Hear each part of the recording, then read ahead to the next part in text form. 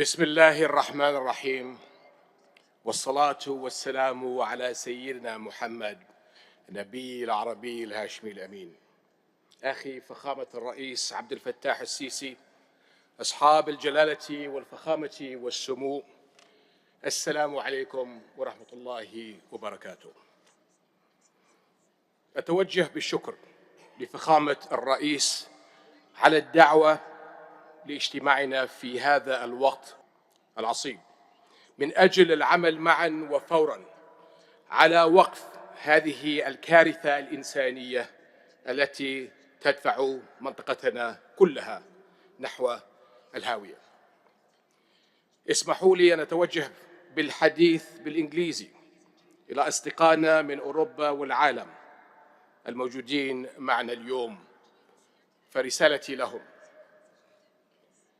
My friends, Assalamu alaikum wa rahmatullahi wa barakatuh. This is how Muslims and Arabs greet others, with a wish for the other to be blessed with peace and the mercy of God. Our region came with a message of peace, the Pact of Umar, issued at the gates of Jerusalem almost 15 centuries ago, more than 1,000 years before the Geneva Conventions, ordered Muslim soldiers not to kill a child, a woman, or an old person, not to destroy a tree, not to harm a priest, not to destroy a church.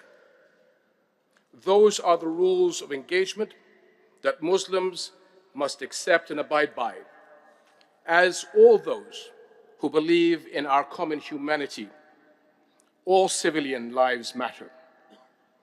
My friends, I am outraged and grieved by those acts of violence waged against innocent civilians in Gaza, in the West Bank, and Israel. The relentless bombing campaign underway in Gaza, as we speak, is cruel and unconscionable on every level. It is collective punishment of a besieged and helpless people. It is a flagrant violation of international humanitarian law. It is a war crime. Yet the deeper the crisis cuts of cruelty, the less the world seems to care.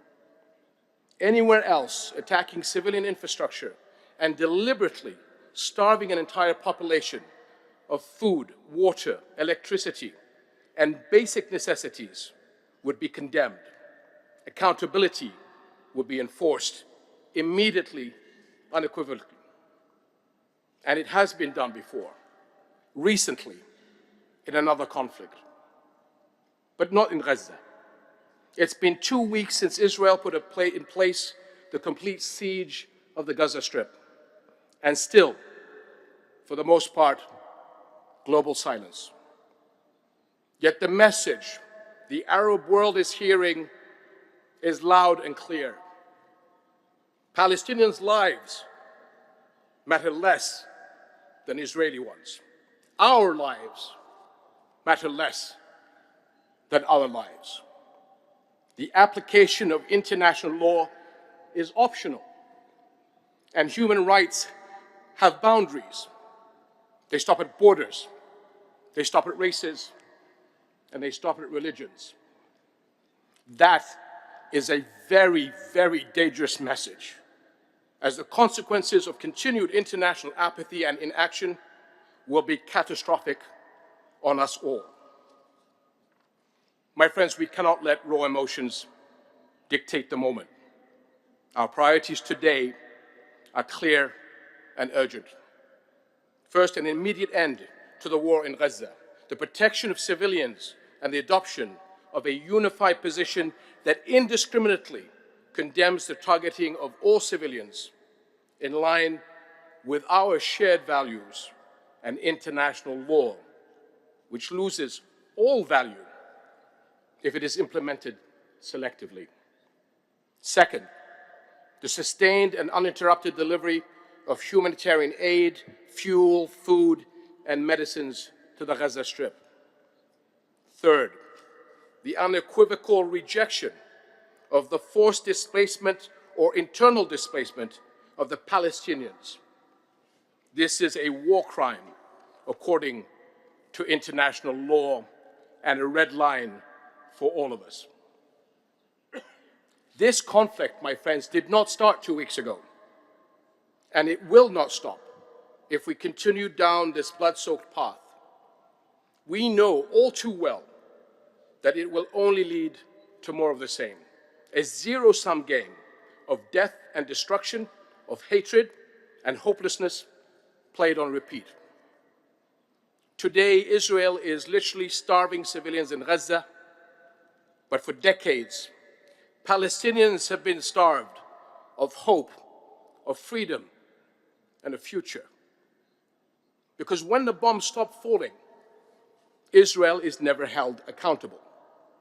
The injustices of occupation continue, and the world walks away until the next round of violence. The bloodshed we are witnessing today is the price of that, of failing to make tangible progress towards a political horizon that brings peace for Palestinians and Israelis alike. Israeli leadership must realize that there is no military solution to its security concerns, that it cannot continue to sideline the 5 million Palestinians living under its occupation, denied of their legitimate rights, and the Palestinian lives are no less valuable than Israeli lives. The Israeli leadership must realize, once and for all, that a state can never thrive if it is built on the foundations of injustice. Over the past 15 years, we have seen how the dreams of a two-state solution and the hopes of an entire generation have turned into despair. This has been the policy of hardline Israeli leadership to focus solely on security over peace and create new illegal realities on the ground that render an autonomous Palestinian state unviable. In the process, it has empowered extremists on both sides. But we must not, we cannot write off this conflict as too far gone for the sake of both the Palestinians and the Israelis. Our collective unified message to the Israeli people should be, we want a future of peace and security for you and for the Palestinians, where your children and Palestinian children should no longer live in fear. It is our duty as the international community to do whatever it takes to restart a meaningful political process that can take us to a just and sustainable peace on the basis of the two-state solution.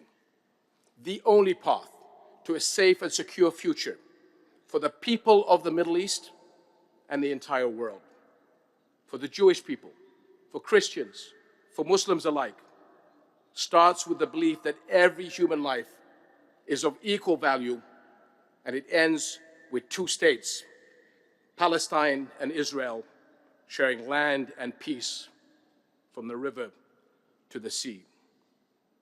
The time to act is now. Thank you. شكرا لكم جميعا والسلام عليكم ورحمة الله